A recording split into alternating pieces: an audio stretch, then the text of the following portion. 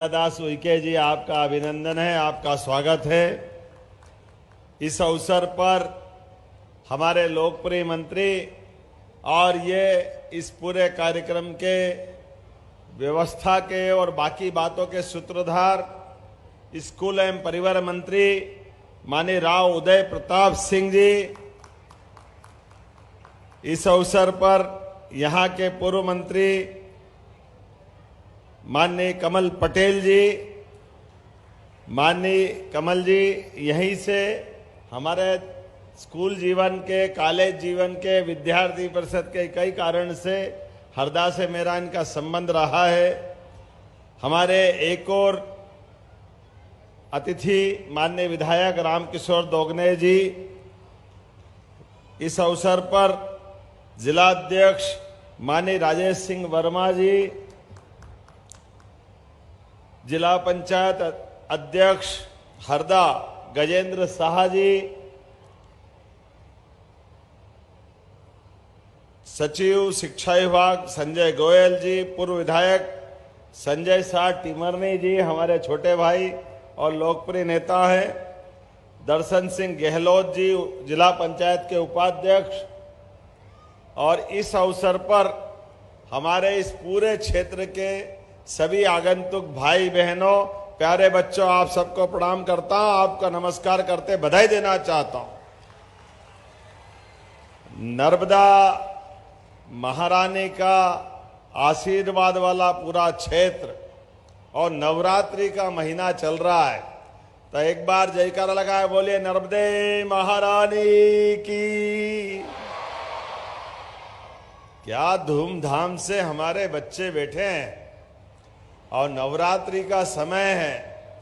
साक्षात नवदुर्गा की प्रति हमारी बेटियां, ऐसा लग रहा कि मां नवदुर्गा अपने विभिन्न रूप धर के सामने बैठी, आपको प्रणाम करके आनंद का एहसास हो रहा है आपको सबका। और आपकी इस खुशी से आज का ये जो कार्यक्रम है, सच्चे अर्थों में तो चीफ गेस्ट हमारा मंच नहीं है, हमारे बच्चे हैं चीफ गेस्ट। इनके लिए जोरदार अभिनंदन करो। कितनी बड़ी संख्या है, कितना बड़ा दायरा, पूरे प्रदेश के अंदर आज का जो कार्यक्रम हो रहा है, इस कार्यक्रम में एक साथ 2-3 काम हो रहे हैं। एक काम यहीं पर इसी जगह जब मैं लोकार्पण भूमि पूजन देख रहा हूं, तो यहां हरदा के टिमरनी में एक नया स्कूल के साथ प्रयोगशाला के लिए 1 करोड़ 30 लाख की लागत से 4 क्लासरूम और लेबोरेटरी, जोरदार अभिनंदन करें एक नई सौगात के लिए। आदिवासी विभाग का टिमरनी का एक छात्रावास लगभग 4 करोड़ की लागत से खिरकिया के अंदर टिमरनी का भी भूमि पूजन हो रहा, जोरदार ताली बजाएं इस बात के लिए। विद्युत विभाग का 11 केवी का एक नया सब स्टेशन, ग्रामीण यांत्रिकी की जनपद पंचायत के भवन का 5.5 करोड़ की लागत से इसका भूमि पूजन।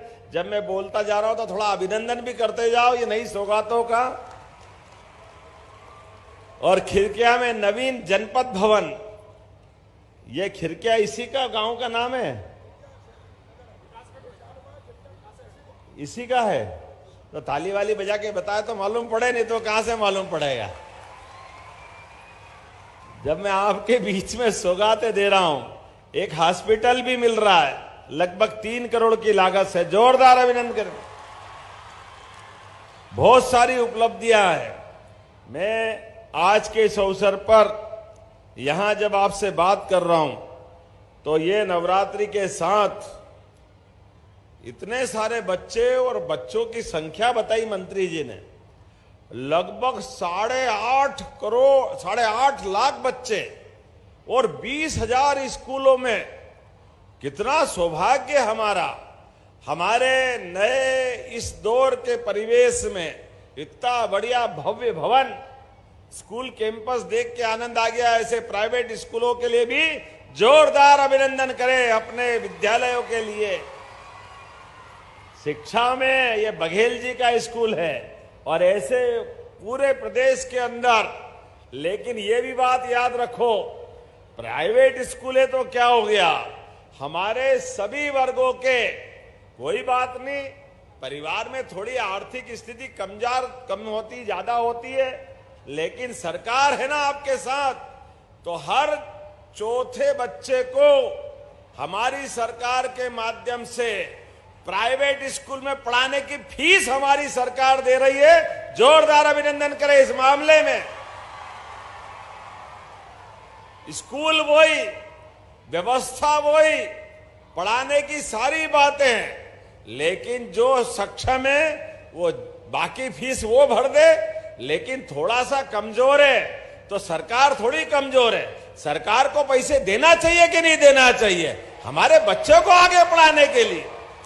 अरे हमारे बच्चे के पढ़ेंगे लिखेंगे आगे बढ़ेंगे तभी तो देश आगे बढ़ेगा। यशस्वी प्रधानमंत्री श्रीमान नरेंद्र मोदी जी का जोरदार अभिनंदन करें। उनके नेतृत्व में देश जैसे जैसे आगे बढ़ रहा है, हमें इस बात की प्रसन्नता है, हमारा प्रदेश भी ऐसे ही धीरे धीरे करके आनंद के साथ आगे बढ़ता जा रहा है।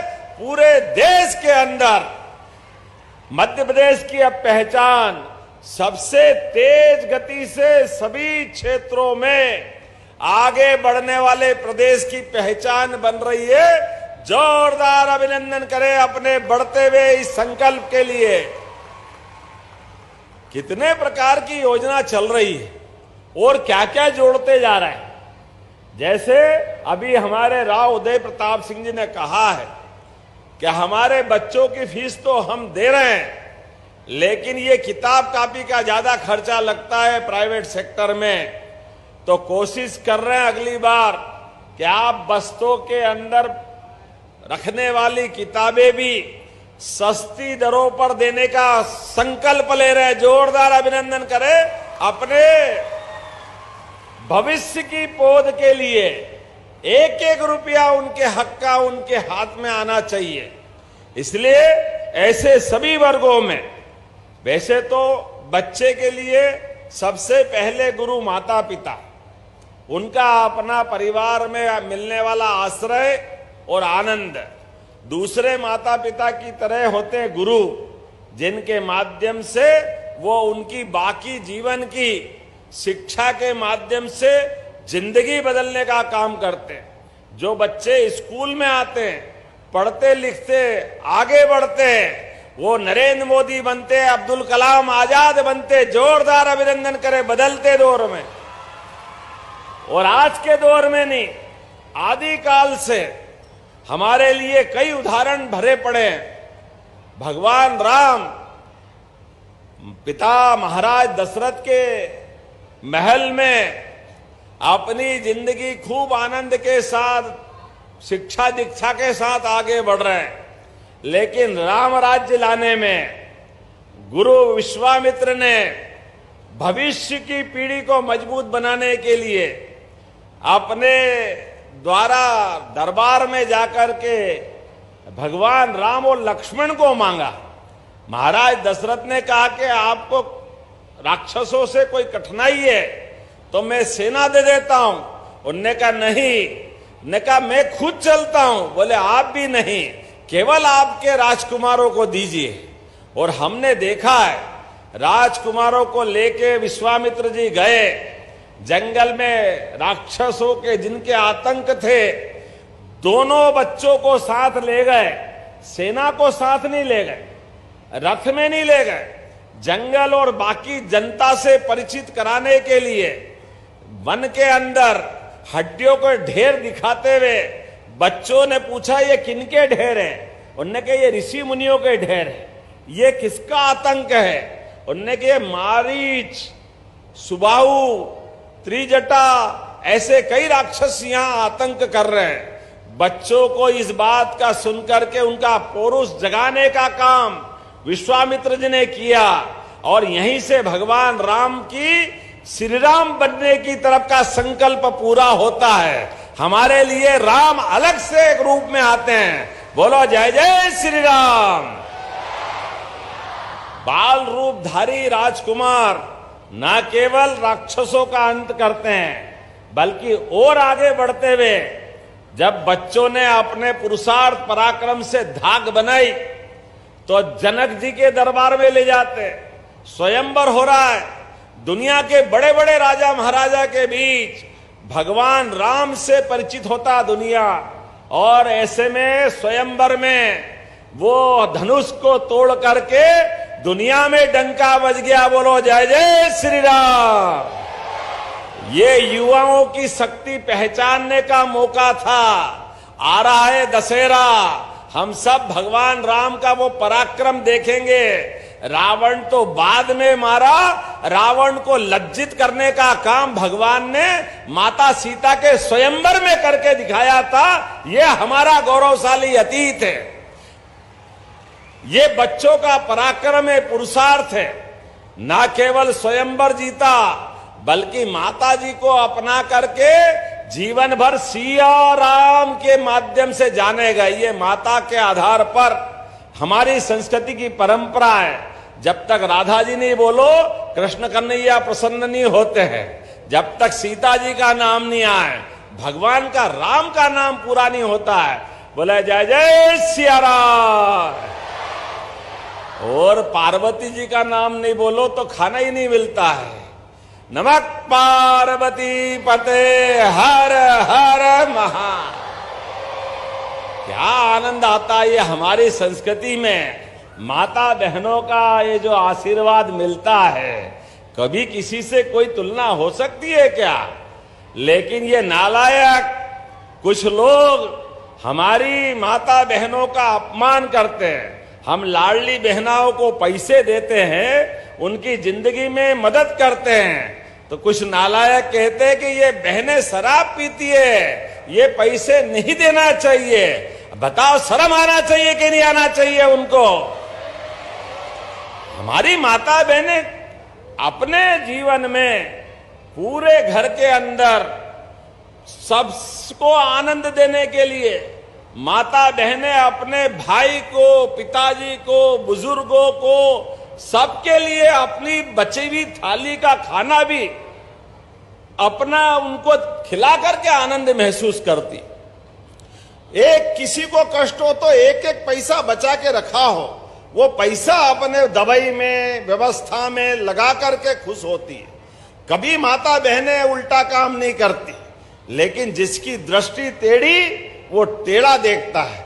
तिरछा देखे दुनिया, दुनिया उसको तिरछी दिखती। दुनिया तिरछी नहीं है भाई, तेरी निगाह सही कर ले, दुनिया अपने आप सही दिख जाएगी। ये संसार का नियम। जैसी रही भावना जैसी, भगवान उसको वैसे दर्शन देता है। लेकिन कुछ लोग है कि मानते ही नहीं है। अब इनका क्या करे, उनको उनके हाल पे छोड़ते। हमारे द्वारा आज ये बच्चों को भी स्कूल में पहुंचाने के लिए हमारी सरकार लगभग 500 करोड़ रुपए दे रही है। जोरदार अभिनंदन करें बच्चों के लिए। हमारे इस देश की संस्कृति है आदिकाल से। स्कूल का क्या महत्व है, भगवान कृष्ण के जीवन से सीखना पड़ेगा। 5000 साल पहले भगवान ने अपने ग्वाल बाल के संग गोकुल वृंदावन से आकर के, और गांव की संस्कृति को भगवान ने कितना ध्यान रखा है, ये हमारे लिए प्रेरणा के पुंज है। भगवान ने सब छोड़ दिया। मथुरा आने के पहले बांसुरी रख दी। माता यशोदा से कह दिया कि मां अगर मैं आप वापस नहीं आया तो माखन भी नहीं खाऊंगा। सब छोड़ने को तैयार है। लेकिन गांव से रिश्ता बनाने के लिए उनने जीवन भर मोर मुकुट धारण करके रखा। बोलो मोर मुकुट बंसी वाले की। भगवान का वो गांव से प्रेम है। भले ही लोग उस समय सोने का मुकुट, चांदी का मुकुट, क्या क्या नहीं चलता था, लेकिन सब बेकार है। वो मोर मुकुट का आनंद नहीं ले जब तक उनको चैन नहीं पड़ता था। ये भगवान कृष्ण ने हमको सिखाया है। ये गांव की संस्कृति से प्रेम बताता है। ये एहसास हमको रखना है। चाहे किसी जगह चले जाएं, अपनी जड़ों को नहीं भूलना है। अपने गांव गलियारे मोहल्ले अपने दोस्तों को नहीं भूलना है। स्कूल जीवन में ही भगवान कृष्ण की दोस्ती हुई, आप भी सब याद रखना। कृष्ण और सुदामा की दोस्ती कहां हुई थी? सांदीपनी आश्रम में तो हुई थी। इसलिए हमारे सभी स्कूलों का नाम हमने सांदीपनी विद्यालय कर दिया है। जोरदार अभिनंदन उस काल को याद करने के लिए। भगवान कृष्ण के गुरु आचार्य सांदीपनी को स्मरण करते हुए हमने सभी विद्यालयों का नाम सांदीपनी विद्यालय कर दिया है। और आगे बढ़ते हुए कृष्ण सुदामा की दोस्ती के माध्यम से ये भी सबक भगवान ने हमको दिया है, याद रखना। दोस्त जब दोस्ती करता है स्कूल के अंदर, या एक गरीब हो जाए अमीर हो जाए, ये तो वक्त का खेल है, कभी कुछ हो जाए कभी कुछ हो जाए। लेकिन दोस्त की दोस्ती में ऊंचे नीचे का कोई महत्व नहीं। इसलिए भगवान द्वारकाधीश हो गए। द्वारकाधीश होने के बाद भी सुदामा आया फटीचर कपड़े में।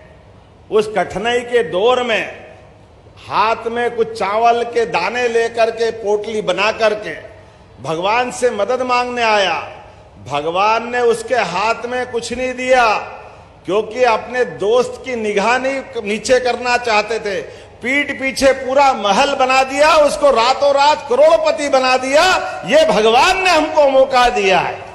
दोस्त की मदद तो करो, लेकिन पीठ पीछे पूरी कर दो, उसको बराबरी से सामने बैठने का मौका दो। कभी उसकी निगाह नीची हो जाए ऐसा प्रयास मत करना। ये संस्कार हमारी संस्कृति से आते हैं। इसीलिए तो देश दुनिया में राम और कृष्ण की संस्कृति वाला देश जाना जाता है। हजारों साल से दुनिया के किसी देश में चले जाओ और आप कहो कि हम कहां से आए, अगर आपसे कोई पूछे, आप भारत का नाम नहीं लोगे और केवल कह दोगे मैं रामकृष्ण की धरती से आया हूं, तो अपने आप कह देंगे आप हिंदुस्तान से आए हो, भारत से आए हो। दुनिया आपको पहचान लेती है। ये पहचान इस देश से बनी हुई है। उस पहचान को बनाए रखने का काम हमारी शिक्षा व्यवस्था के माध्यम से आपके ये विद्यालय, महाविद्यालय और विश्वविद्यालय करते हैं। विद्यालय में पढ़ने के बाद विश्वविद्यालय तक की पढ़ाई करते करते आपके जीवन में परमात्मा इस मानव जीवन को धन्य बनाने के लिए सभी प्रकार के शासन के माध्यम से व्यवस्था हम दे रहे हैं, और प्रोत्साहन भी कितना दे रहे हैं। कभी अपने में से कई बड़े बूढ़े और इस मंच वाले लोग बैठे हैं।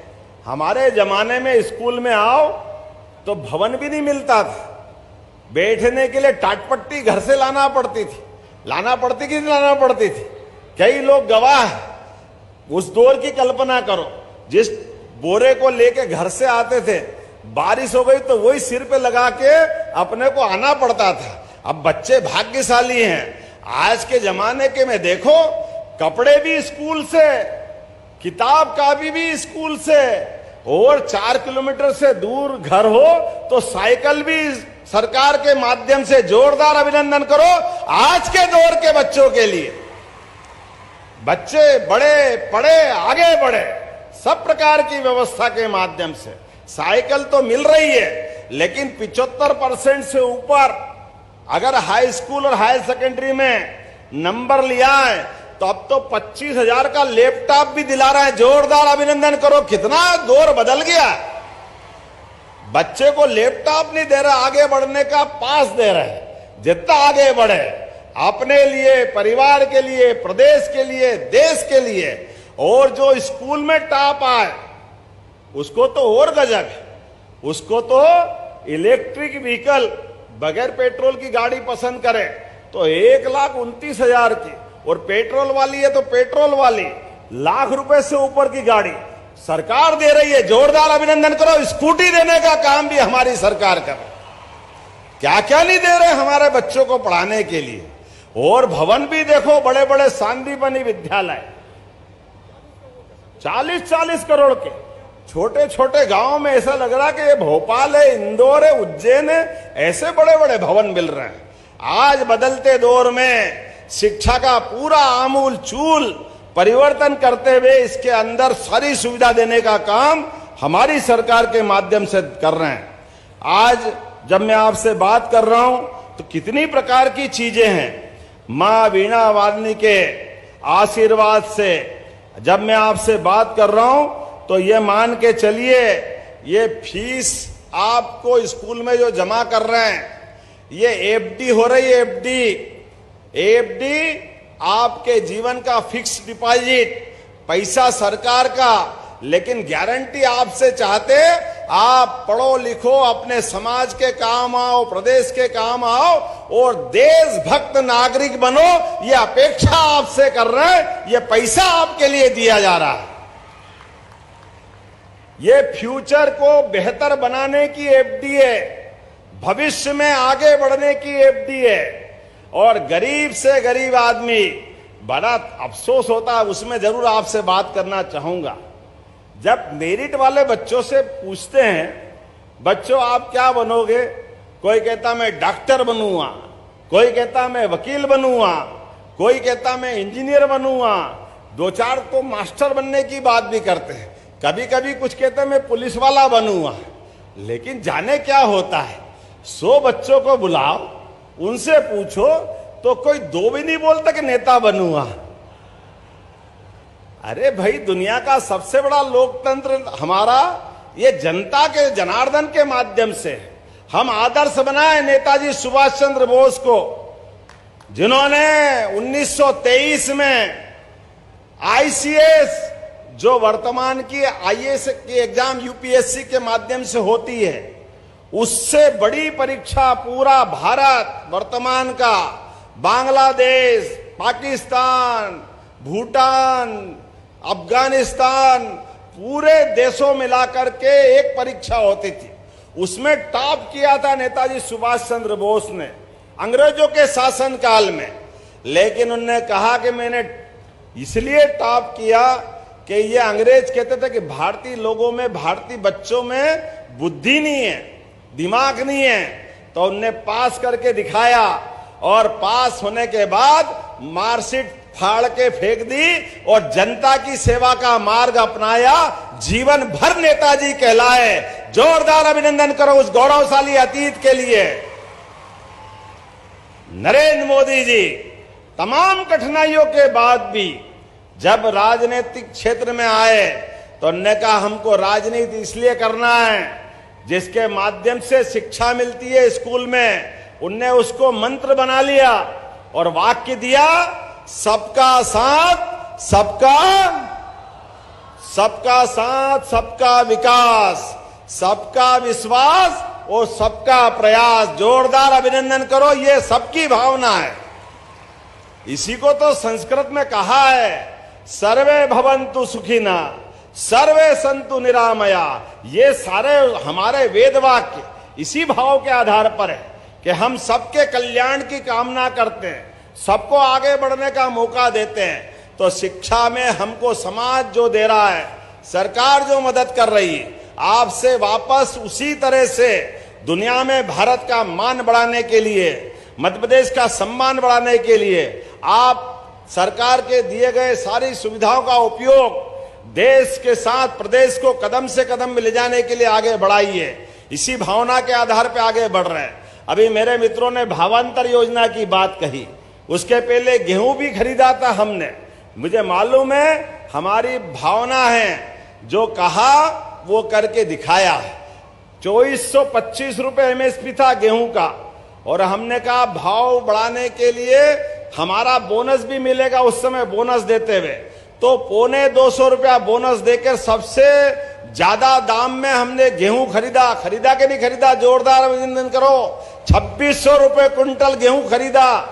और अब हमने कहा ये एमएसपी पे 500 रुपए क्विंटल बढ़ाया। मोदी जी ने जोरदार ताली बजाए माननीय मोदी जी के लिए।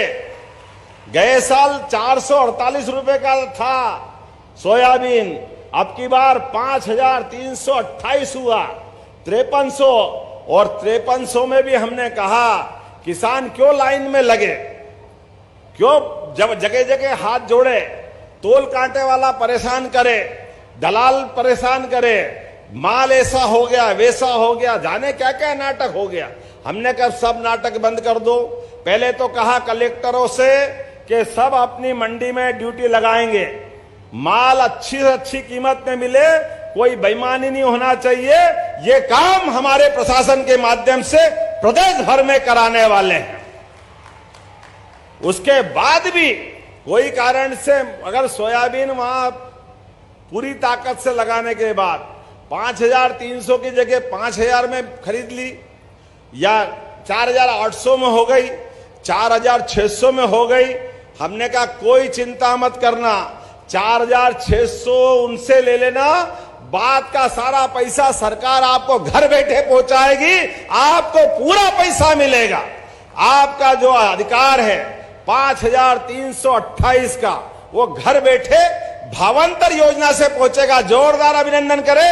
ये मोदी जी की सरकार के नेतृत्व में मध्य प्रदेश सरकार ने निर्णय किया है, किसानों को उनकी फसल का दाम पूरा मिलना चाहिए।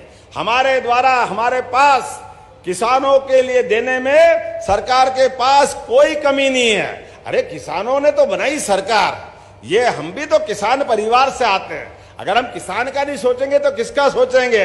बोला जय बलराम, भगवान बलराम की।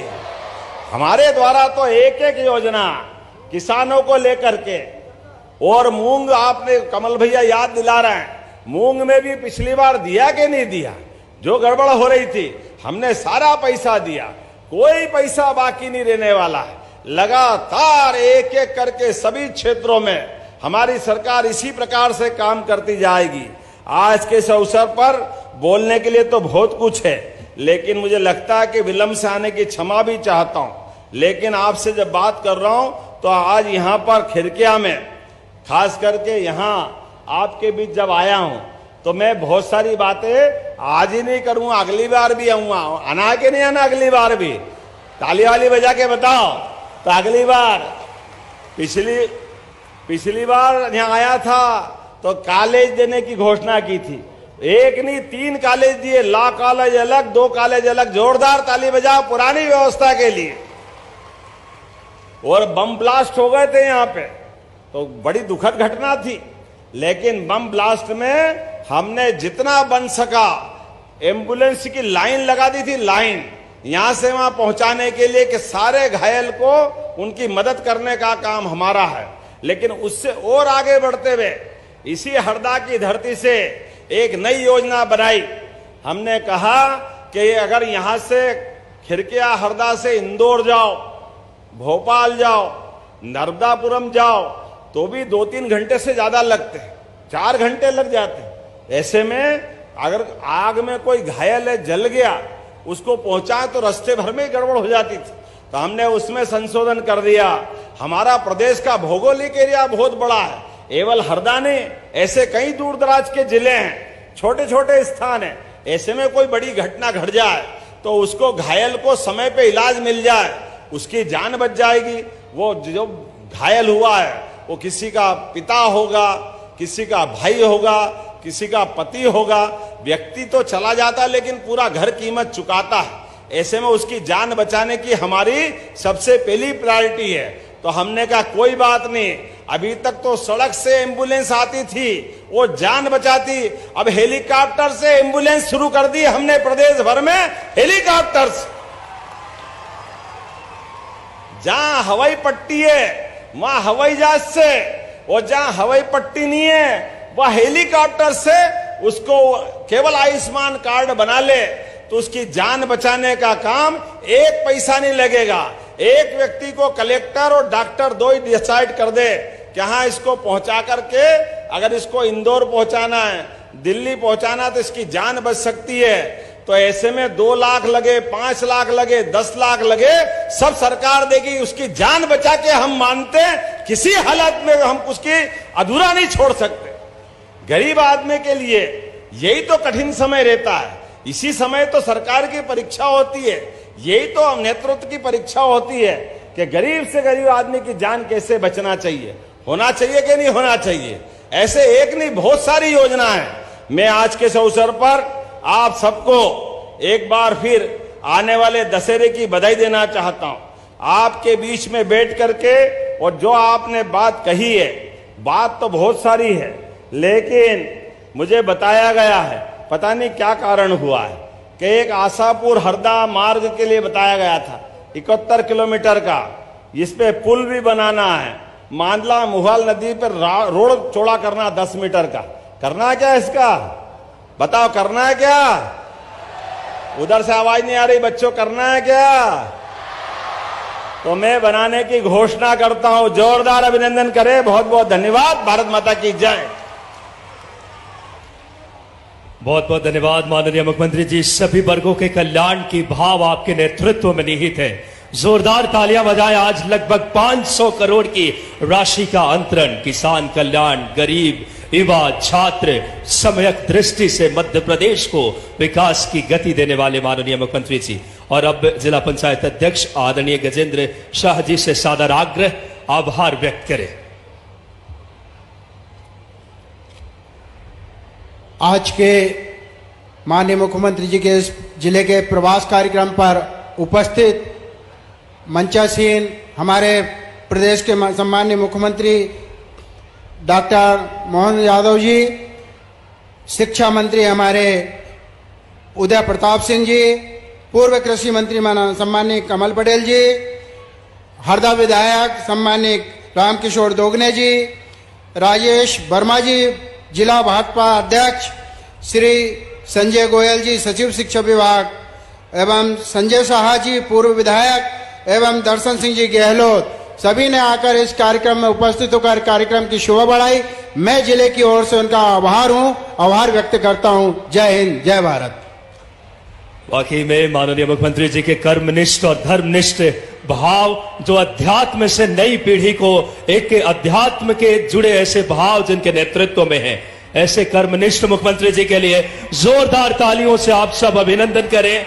बहुत ही गौरव। एक बार दोनों हाथ उठाकर हमारे कर्मनिष्ठ और धर्मनिष्ठ मुख्यमंत्री जी बिना रुके, बिना थके मध्य प्रदेश को सर्वांगीण, समृद्ध और गौरवशाली मध्य प्रदेश बनाने के लिए समर्पित इस भाव के साथ नेतृत्व कर रहे हैं। संस्कृतविद, वेदों के ज्ञाता श्रीमान दुर्गादास उइके जी, आपका अभिनंदन है, आपका स्वागत है।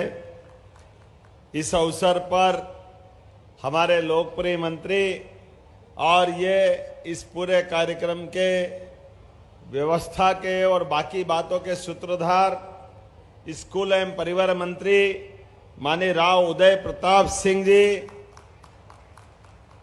इस अवसर पर यहाँ के पूर्व मंत्री माननीय कमल पटेल जी, माननीय कमल जी यहीं से हमारे स्कूल जीवन के, कॉलेज जीवन के, विद्यार्थी परिषद के कई कारण से हरदा से मेरा इनका संबंध रहा है। हमारे एक और अतिथि माननीय विधायक रामकिशोर दोगने जी, इस अवसर पर जिलाध्यक्ष माननीय राजेश सिंह वर्मा जी, जिला पंचायत अध्यक्ष हरदा गजेंद्र शाह जी, सचिव शिक्षा विभाग संजय गोयल जी, पूर्व विधायक संजय शाह टिमरनी जी, हमारे छोटे भाई और लोकप्रिय नेता हैं, दर्शन सिंह गहलोत जी, जिला पंचायत के उपाध्यक्ष, और इस अवसर पर हमारे इस पूरे क्षेत्र के सभी आगंतुक भाई बहनों, प्यारे बच्चों, आप सबको प्रणाम करता हूं, आपका नमस्कार करते बधाई देना चाहता हूं। नर्मदा महारानी का आशीर्वाद वाला पूरा क्षेत्र और नवरात्रि का महीना चल रहा है, तो एक बार जयकारा लगाए बोलिए नर्मदे महारानी की। क्या धूमधाम से हमारे बच्चे बैठे हैं और नवरात्रि का समय है। साक्षात नवदुर्गा की प्रति हमारी बेटियां, ऐसा लग रहा कि मां नवदुर्गा अपने विभिन्न रूप धर के सामने बैठी, आपको प्रणाम करके आनंद का एहसास हो रहा है आपको सबका। और आपकी इस खुशी से आज का ये जो कार्यक्रम है, सच्चे अर्थों में तो चीफ गेस्ट हमारा मंच नहीं है, हमारे बच्चे हैं चीफ गेस्ट। इनके लिए जोरदार अभिनंदन करो। कितनी बड़ी संख्या है, कितना बड़ा दायरा, पूरे प्रदेश के अंदर आज का जो कार्यक्रम हो रहा है, इस कार्यक्रम में एक साथ 2-3 काम हो रहे हैं। एक काम यहीं पर इसी जगह जब मैं लोकार्पण भूमि पूजन देख रहा हूं तो यहां हरदा के टिमरनी में एक नया स्कूल के साथ प्रयोगशाला के लिए 1 करोड़ 30 लाख की लागत से 4 क्लासरूम और लेबोरेटरी, जोरदार अभिनंदन करें एक नई सौगात के लिए।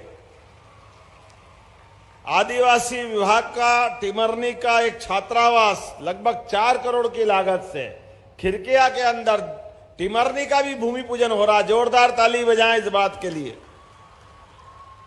विद्युत विभाग का 11 केवी का एक नया सब स्टेशन, ग्रामीण यांत्रिकी की जनपद पंचायत के भवन का 5.5 करोड़ की लागत से इसका भूमि पूजन। जब मैं बोलता जा रहा हूं तो थोड़ा अभिनंदन भी करते जाओ ये नई सौगातों का। और खिरकिया में नवीन जनपद भवन, ये खिरकिया इसी का गांव का नाम है, इसी का है। तो ताली वाली बजा के बताया तो मालूम पड़े, नहीं तो कहां से मालूम पड़ेगा। जब मैं आपके बीच में सौगातें दे रहा हूं, एक हॉस्पिटल भी मिल रहा है लगभग 3 करोड़ की लागत से। जोरदार अभिनंदन करें। बहुत सारी उपलब्धियां हैं। मैं आज के इस अवसर पर यहां जब आपसे बात कर रहा हूं तो ये नवरात्रि के साथ इतने सारे बच्चे और बच्चों की संख्या बताई मंत्री जी ने, लगभग 8.5 लाख बच्चे और 20,000 स्कूलों में। कितना सौभाग्य हमारा, हमारे नए इस दौर के परिवेश में इतना बढ़िया भव्य भवन, स्कूल कैंपस देख के आनंद आ गया। ऐसे प्राइवेट स्कूलों के लिए भी जोरदार अभिनंदन करें अपने विद्यालयों के लिए। शिक्षा में ये बघेल जी का स्कूल है और ऐसे पूरे प्रदेश के अंदर। लेकिन ये भी बात याद रखो, प्राइवेट स्कूलें तो क्या हो गया, हमारे सभी वर्गों के, कोई बात नहीं, परिवार में थोड़ी आर्थिक स्थिति कम होती ज्यादा होती है, लेकिन सरकार है ना आपके साथ। तो हर चौथे बच्चे को हमारी सरकार के माध्यम से प्राइवेट स्कूल में पढ़ाने की फीस हमारी सरकार दे रही है। जोरदार अभिनंदन करें इस मामले में।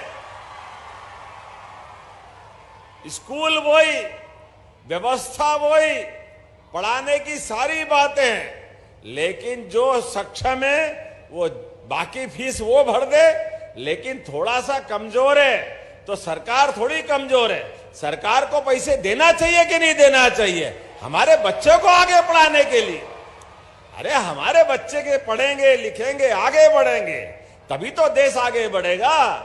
यशस्वी प्रधानमंत्री श्रीमान नरेंद्र मोदी जी का जोरदार अभिनंदन करें। उनके नेतृत्व में देश जैसे जैसे आगे बढ़ रहा है, हमें इस बात की प्रसन्नता है हमारा प्रदेश भी ऐसे ही धीरे धीरे करके आनंद के साथ आगे बढ़ता जा रहा है। पूरे देश के अंदर मध्य प्रदेश की अब पहचान सबसे तेज गति से सभी क्षेत्रों में आगे बढ़ने वाले प्रदेश की पहचान बन रही है। जोरदार अभिनंदन करें अपने बढ़ते हुए इस संकल्प के लिए। कितने प्रकार की योजना चल रही है और क्या क्या जोड़ते जा रहे हैं। जैसे अभी हमारे राव उदय प्रताप सिंह जी ने कहा है कि हमारे बच्चों की फीस तो हम दे रहे हैं, लेकिन ये किताब कापी का ज्यादा खर्चा लगता है प्राइवेट सेक्टर में, तो कोशिश कर रहे हैं अगली बार कि आप बस्तों के अंदर रखने वाली किताबें भी सस्ती दरों पर देने का संकल्प ले रहे हैं। जोरदार अभिनंदन करें। अपने भविष्य की पौध के लिए एक एक रुपया उनके हक का उनके हाथ में आना चाहिए। इसलिए ऐसे सभी वर्गों में, वैसे तो बच्चे के लिए सबसे पहले गुरु माता पिता, उनका अपना परिवार में मिलने वाला आश्रय और आनंद, दूसरे माता पिता की तरह होते हैं गुरु, जिनके माध्यम से वो उनकी बाकी जीवन की शिक्षा के माध्यम से जिंदगी बदलने का काम करते हैं। जो बच्चे स्कूल में आते हैं, पढ़ते लिखते आगे बढ़ते हैं, वो नरेंद्र मोदी बनते, अब्दुल कलाम आजाद बनते। जोरदार अभिनंदन करें बदलते दौर में। और आज के दौर में नहीं, आदिकाल से हमारे लिए कई उदाहरण भरे पड़े हैं। भगवान राम पिता महाराज दशरथ के महल में अपनी जिंदगी खूब आनंद के साथ, शिक्षा दीक्षा के साथ आगे बढ़ रहे हैं, लेकिन राम राज्य लाने में गुरु विश्वामित्र ने भविष्य की पीढ़ी को मजबूत बनाने के लिए अपने द्वारा दरबार में जाकर के भगवान राम और लक्ष्मण को मांगा। महाराज दशरथ ने कहा कि आपको राक्षसों से कोई कठिनाई है तो मैं सेना दे देता हूं। उनने कहा नहीं, ने कहा मैं खुद चलता हूं। बोले आप भी नहीं, केवल आपके राजकुमारों को दीजिए। और हमने देखा है, राजकुमारों को लेके विश्वामित्र जी गए जंगल में, राक्षसों के जिनके आतंक थे, दोनों बच्चों को साथ ले गए।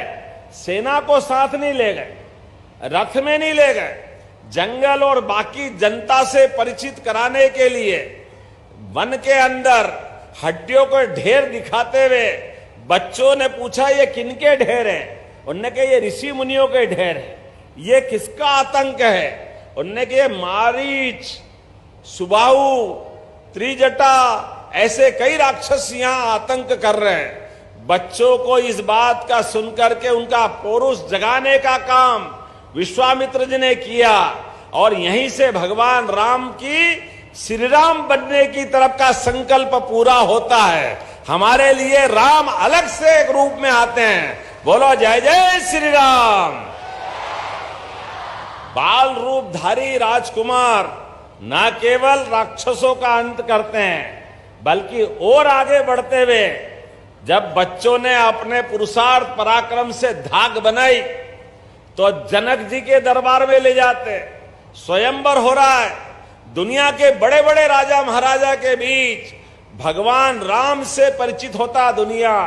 और ऐसे में स्वयंवर में वो धनुष को तोड़ करके दुनिया में डंका बज गया। बोलो जय जय श्री राम। ये युवाओं की शक्ति पहचानने का मौका था। आ रहा है दशहरा, हम सब भगवान राम का वो पराक्रम देखेंगे। रावण तो बाद में मारा, रावण को लज्जित करने का काम भगवान ने माता सीता के स्वयंवर में करके दिखाया था। ये हमारा गौरवशाली अतीत है। ये बच्चों का पराक्रम है, पुरुषार्थ है। न केवल स्वयंवर जीता, बल्कि माता जी को अपना करके जीवन भर सिया राम के माध्यम से जाने गए। ये माता के आधार पर हमारी संस्कृति की परंपरा है। जब तक राधा जी नहीं बोलो, कृष्ण कन्हैया प्रसन्न नहीं होते हैं। जब तक सीता जी का नाम नहीं आए, भगवान का राम का नाम पूरा नहीं होता है। बोले जय जय सिया राम। और पार्वती जी का नाम नहीं बोलो तो